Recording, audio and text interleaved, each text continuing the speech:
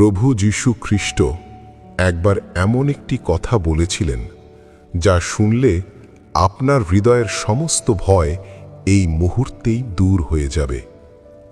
তিনি বলেছিলেন যোহন 14 অধ্যায় তার 27 পদে, আমি তোমাদের জন্য শান্তি রেখে যাচ্ছি, আমারই শান্তি আমি তোমাদের দিচ্ছি। জগৎ যেভাবে দেয় আমি সেইভাবে দিই না। তোমাদের মন যেন অস্থির না হয় এবং মনে ভয়ও না থাকে। একটু ভাবুন তো, স্বয়ং সৃষ্টিকর্তা আপনাকে শান্তি দিচ্ছেন, তাহলে কেন আজ রাতে আপনি দুশ্চিন্তা নিয়ে ঘুমাতে যাবেন? আজ রাতে বিছানায় যাওয়ার আগে নিজেকে একটি প্রশ্ন করুন, কে আপনাকে পাহারা দিচ্ছে? আপনার ঘরের দরজা, নাকি অত্যাধুনিক সিকিউরিটি সিস্টেম, নাকি আপনার ব্যাংক ব্যালেন্স? বিশ্বাস করুন, এর কোনোটিই আপনার আত্মাকে শান্তি দিতে পারে না। আজ আমি আপনাকে এমন এক আধ্যাত্মিক সত্যের মুখোমুখি দাঁড় করাবো, যা জানলে আপনি বুঝবেন, যখন আপনি ঘুমান তখন স্বয়ং সৃষ্টিকর্তা আপনার শিয়রে বসে পাহারাদারের মতো জেগে থাকেন। হ্যাঁ, আপনি ঠিকই শুনেছেন। আজকের এই ভিডিওটি কোনো সাধারণ ভিডিও নয়, এটি একটি আধ্যাত্মিক যাত্রা। আগামী 10-15 মিনিট যদি আপনি মন দিয়ে শোনেন, তবে আপনি অনুভব করবেন যখন আপনি ঘুমান তখন স্বয়ং সৃষ্টিকর্তা আপনার পাহারাদার হয়ে জেগে থাকেন। আজ আমরা বাইবেলের সেই গভীর রহস্য উন্মোচন করব, কিভাবে ঈশ্বরের পাহারায় নিজেকে সমর্পণ করতে হয়। চলুন জগতের কোলাহল ভুলে ঈশ্বরের উপস্থিতিতে প্রবেশ করি। বাইবেলের প্রেরিত 12 অধ্যায়ে একটি অবিশ্বাস্য ঘটনা আছে যা আমাদের শেখায় প্রকৃত বিশ্বাস থাকলে মৃত্যুর মুখে দাঁড়িয়েও কিভাবে গভীর ঘুমে আচ্ছন্ন হওয়া যায়। ঘটনাটি পিতরের। রাজা হেরোদ তখন খ্রিস্টানদের ওপর চরম নির্যাতন চালাচ্ছেন। তিনি ইতিমধ্যেই যাকবকে হত্যা করেছেন এবং পিতরকে গ্রেপ্তার করে কারাগারে বন্দী করেছেন। পরিকল্পনা হল পরদিন সকালেই পিতরকে জনসম্মুখে বিচার করে হত্যা করা হবে। একটু দৃশ্যটি কল্পনা করুন, একটি অন্ধকার স্যাঁতস্যাঁতে কারাগার। পিতর একা নন, তাকে পাহারা দেওয়ার জন্যে 4 জন করে মোট 4 দলে 16 জন সৈন্য মোতায়েন করা হয়েছে। এমনকি পিতর যখন ঘুমাচ্ছেন তখন তিনি 2 সৈন্যের মাঝখানে 2টি শিকল দিয়ে বাঁধা। দরজার সামনেও প্রহরীরা দাঁড়িয়ে আছে। পালানোর কোনো পথ নেই, বাঁচার কোনো আশা নেই। পরের দিন সকাল মানে নিশ্চিত মৃত্যু। এমন অবস্থায় আমি বা আপনি থাকলে কি করতাম? আমরা কি ভয়ে কাঁপতাম না? আমরা কি ঈশ্বরের কাছে চিৎকার করে কাঁদতাম না? আমাদের কি চোখের পাতা এক হতো? টেনশনে আমাদের হার্ট বিট বেড়ে যেত, তাই না? কিন্তু বাইবেল আমাদের এক আশ্চর্য দৃশ্য দেখায়। সেই রাতে পিতর কি করছিলেন? তিনি কি ভয়ে কাঁদছিলেন? না, বাইবেল বলছে পিতর সেই রাতে 2 সৈন্যের মাঝখানে ঘুমাচ্ছিলেন। তিনি ঘুমাচ্ছিলেন। মৃত্যুর আগের রাতে শিকলে বাঁধা অবস্থায় জল্লাদ যখন তলোয়ার শান দিচ্ছে, তখন ঈশ্বরের এই সন্তান গভীর ঘুমে আচ্ছন্ন। কিভাবে এটা সম্ভব? এটাই হলো ঈশ্বরে বিশ্রাম। পিতর জানতেন তার জীবন হেরোদের হাতে নয়, তার জীবন ঈশ্বরের হাতে। যদি ঈশ্বর চান তাকে বাঁচাতে, তবে শিকল কোনো বাধা নয়। আর যদি ঈশ্বর চান তাকে স্বর্গে নিয়ে যেতে, তবে মৃত্যুও কোনো ভীতি নয়। এই যে সম্পূর্ণ সমর্পণ, এটাই তাকে ঝড়ের মাঝেও ঘুমানোর শক্তি দিয়েছিল। হঠাৎ কারাগারে এক উজ্জ্বল আলো জ্বলে উঠল। প্রভুর এক দূত সেখানে উপস্থিত হলেন। মজার বিষয় হল, আলো জ্বলে ওঠার পরেও পিতরের ঘুম ভাঙল না। তিনি এতটাই নিশ্চিন্তে ঘুমাচ্ছিলেন যে স্বর্গদূতকে তার পাঁজরে ধাক্কা দিয়ে জাগাতে হল। প্রিয় বন্ধু, এই গল্পটি আজ আপনার জন্য। আপনি হয়তো পিতরের মতো কারাগারে নেই, কিন্তু আপনি হয়তো ঋণের কারাগারে বন্দী। আপনি হয়তো ভেঙে যাওয়া সম্পর্কের শিকলে বাঁধা। আপনি হয়তো অসুস্থতার অন্ধকূপে দিন কাটাচ্ছেন। আগামী দিনের চিন্তায় আপনার ঘুম আসছে না। কিন্তু পিতরের ঈশ্বরই আজ আপনার ঈশ্বর। যিনি পিতরকে সেই রাতে পাহারা দিয়েছিলেন, সেই একই ঈশ্বর আজ রাতে আপনার বিছানার পাশে দাঁড়িয়ে আছেন। তিনি আপনাকে বলছেন, তুমি ঘুমাও, আমি জেগে আছি। এখন আসুন আমরা এই সত্যটিকে আমাদের জীবনের সাথে মিলিয়ে দেখি। কেন আমাদের রাতের বেলায় এত ভয় বা দুশ্চিন্তা হয়, এবং কিভাবে আমরা ঈশ্বরের সুরক্ষায় প্রবেশ করতে পারি? বাইবেলের গীত সংহিতা 121 অধ্যায় তার 4 পদে লেখা আছে, যিনি ইসরায়েলীয়দের পাহারা দেন, তিনি তো ঘুমে ঢুলে পড়েন না, ঘুমানো না। এই বাক্যটি কত বড় শক্তিশালী তা কি আপনি অনুভব করতে পারছেন? মানুষ হিসেবে আমাদের সীমাবদ্ধতা আছে। সারাদিন কাজ করার পর আমাদের শরীর ক্লান্ত হয়ে পড়ে, আমাদের মস্তিষ্কের বিশ্রাম প্রয়োজন হয়। পৃথিবীর সবচেয়ে শক্তিশালী মানুষটিকেও রাতে ঘুমাতে হয়। সবচেয়ে সতর্ক পাহারাদারও ক্লান্ত হয়ে চোখ বন্ধ করতে বাধ্য হয়। কিন্তু আমাদের একজন পিতা আছেন, যার নাম বাহিনীগণের সদাপ্রভু, ইম্মানুয়েল যীশু খ্রিস্ট। তার কোনো ক্লান্তি নেই, তার চোখের পাতা কখনো ভারী হয় না। তিনি যখন বলেন তিনি আপনাকে রক্ষা করবেন, আপনি যখন ঘুমান তখন আপনাকে পাহারা দেওয়ার জন্য ঈশ্বর জেগে থাকেন, এবং এই কাজে তিনি কখনো বিরতি নেন না। রাত যখন আধ্যাত্মিক যুদ্ধের সময়, আমরা অনেকেই মনে করি রাত মানে শুধুই বিশ্রামের সময়, কিন্তু আধ্যাত্মিক জগতে রাত একটি গুরুত্বপূর্ণ সময়। শয়তান বা অশুভ শক্তি প্রায়ই রাতের অন্ধকারে আমাদের মনকে আক্রমণ করতে চায়। লক্ষ্য করবেন, দিনের বেলা আমরা কাজের চাপে অনেক কিছু ভুলে থাকি, কিন্তু রাতে যখন সব শান্ত হয়ে যায়, তখন যত নেতিবাচক চিন্তা, পুরনো পাপের অপরাধবোধ এবং ভবিষ্যতের ভয় আমাদের মনের দরজায় কড়া নাড়ে। এটাকে বলা হয় মনের যুদ্ধ। শয়তান চায় আপনার ঘুম কেড়ে নিতে, কারণ শরীর দুর্বল হলে আত্মাও দুর্বল হয়ে পড়ে। কিন্তু ঈশ্বর চান আপনি বিশ্রাম নিন। বাইবেলের গীত সংহিতা 4 অধ্যায় তার 8 পদে দাউদ বলছেন, হে সদাপ্রভু, তুমি আমাকে নির্ভয়ে রাখছ, তাই আমি শুয়ে শান্তিতে ঘুমাব। 2. সমর্পণের শক্তি। ঈশ্বরের পাহারায় থাকার মূল চাবিকাঠি হল সমর্পণ।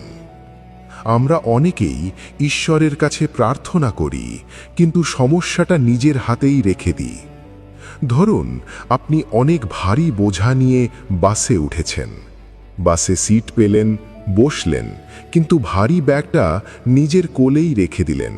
কন্ডাক্টর এসে বলল, ভাই, ব্যাগটা ফ্লোরে বা ওপরে রাখুন, আরাম করে বসুন। আপনি বললেন, না, আমিই ধরে রাখি। এটা যেমন বোকামি, ঠিক তেমনি আমরাও ঈশ্বরের কাছে প্রার্থনা করি, কিন্তু দুশ্চিন্তার ব্যাগটা মাথার মধ্যেই রেখে দিই। আজ রাতে এই ভিডিওটি শোনার সময় আপনাকে একটি কাজ করতে হবে। আপনার মনের সেই ভারী ব্যাগটা, সেটা হতে পারে সন্তানের ভবিষ্যৎ, চাকরির সমস্যা বা কোনো গোপন পাপ, সেটা ঈশ্বরের পায়ের কাছে নামিয়ে রাখতে হবে। আপনাকে বলতে হবে, প্রভু, আমি আর পারছি না। আজ রাত থেকে এই সমস্যার দায়িত্ব তোমার। 3. ঈশ্বরের বাক্যই আপনার ঢাল। আপনি কি জানেন ঘুমানোর আগে ঈশ্বরের বাক্য শোনা কেন জরুরি? কারণ ঈশ্বরের বাক্য জীবন্ত। ইব্রিয় 4 অধ্যায় তার 12 পদে বলা হয়েছে, ঈশ্বরের বাক্য জীবন্ত ও কার্যকর, এবং দুদিকেই ধার আছে, এমন ছোড়ার চেয়েও ধারালো। এই বাক্য মানুষের অন্তর, আত্মা ও অস্থিমজ্জার গভীরে কেটে বসে, এবং মানুষের অন্তরের সমস্ত ইচ্ছা ও চিন্তা পরীক্ষা করে দেখে। যখন আপনি ঘুমানোর আগে বাইবেলের সত্য বা আধ্যাত্মিক কথা শোনেন, তখন এটি আপনার অবচেতন মনে কাজ করতে থাকে। সারা রাত আপনার মস্তিষ্ক যখন বিশ্রাম নেয়, আপনার আত্মা তখন ঈশ্বরের বাক্যে সতেজ হতে থাকে। তাই ঘুমানোর আগে নিউজ ফিড, ভায়োলেন্স বা নেতিবাচক খবর না দেখে ঈশ্বরের প্রতিশ্রুতি শোনা উচিত। এটি আপনার মনের চারপাশে এক অদৃশ্য দেয়াল বা ফায়ার ওয়াল তৈরি করে। 4. বিশ্বাসের নিশ্চয়তা। রোমিও 8 অধ্যায়ে তার 31 পদ বলে, তাহলে এই সব ব্যাপারে আমরা কি বলবো? ঈশ্বর যখন আমাদের পক্ষে আছেন, তখন আমাদের ক্ষতি করবার কে আছে? আজ রাতে আপনি যখন চোখ বন্ধ করবেন, তখন এই বিশ্বাস নিয়ে ঘুমান যে মহাবিশ্বের রাজা আপনার পক্ষ নিয়েছেন। হতে পারে আপনার বিরুদ্ধে ষড়যন্ত্র হচ্ছে, হতে পারে পরিস্থিতি আপনার অনুকূলে নেই, কিন্তু যিনি নক্ষত্রগুলোকে শূন্যে ভাসিয়ে রেখেছেন, তিনি কি আপনার জীবনকে ধরে রাখতে পারবেন না? অবশ্যই পারবেন। মনে রাখবেন, ঈশ্বর কখনোই তার সন্তানকে অনাথ রাখেন না। তিনি আপনার প্রতিটি কান্না শোনেন, আপনার বালিশে পড়া প্রতিটি চোখের ফোঁটা তিনি গুনতে পারেন। তিনি যীশু খ্রিস্টকে পাঠিয়েছেন যেন আমরা জীবন পাই। সেই যীশুর রক্ত আজ রাতে আপনার ঘরের চৌকাঠে লাগানো হোক।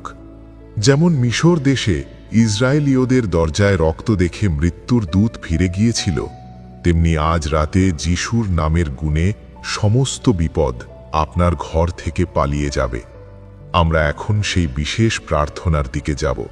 এটি কোনো সাধারণ আবৃত্তি নয়। আমি চাই আপনি এখন আপনার সমস্ত মনোযোগ একত্রিত করুন। সম্ভব হলে হেডফোন ব্যবহার করুন।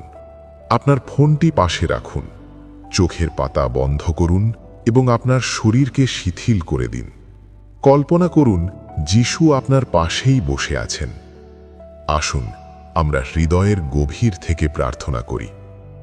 হে আমার পরম পিতা, স্বর্গের ও মর্তের সৃষ্টিকর্তা, আজকের এই দিনটি শেষ করে আমি তোমার চরণে উপস্থিত হয়েছি।